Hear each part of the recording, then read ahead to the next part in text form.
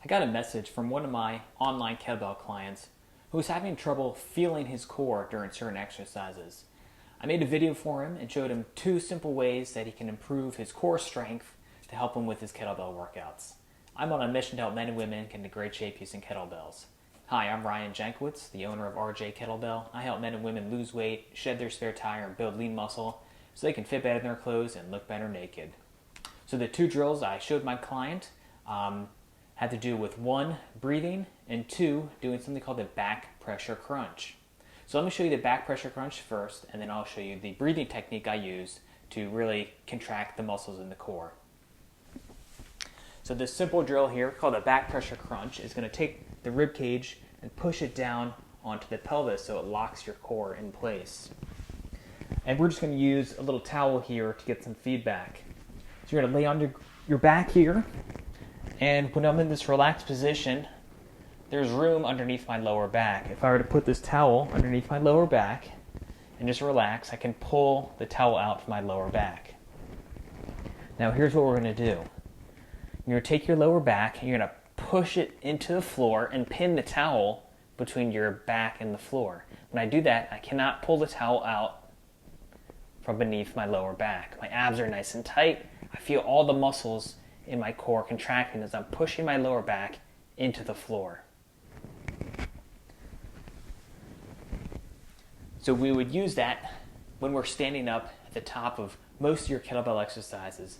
At the top of your swing, here, again, we're taking the rib cage, pushing it down onto the pelvis.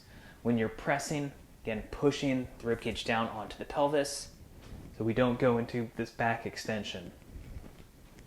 Now the second drill is hard style breathing. I come from a hard style kettlebell training background, so we use this very forceful exhalation where we're hissing the air through the teeth. So it sounds something like this. We inhale through the nose, and that hissing sound helps contract the abs even more, which creates more stability for the spine. So I'm going to show you where we would use that. So in our slower kettlebell exercises, let's say a press or a front squat, our breathing matches the movement. So in a squat, as I sit down, I'm inhaling. As I stand, I'm exhaling. In a press, as I press, I'm exhaling, and then I'm inhaling as I pull down.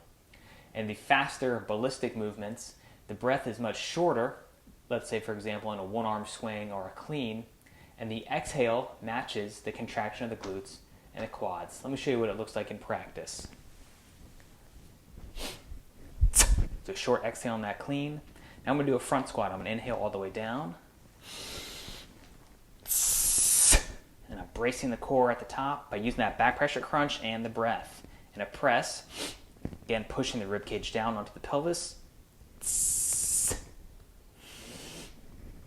Then a one-arm swing. It's going to be much shorter.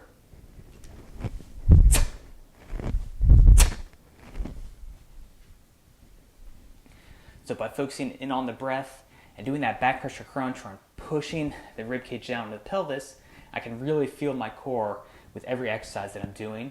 It's going to make it a lot stronger and a lot safer. If you have any more questions about kettlebell training, please send me a message. I'll talk to you soon. Stay strong.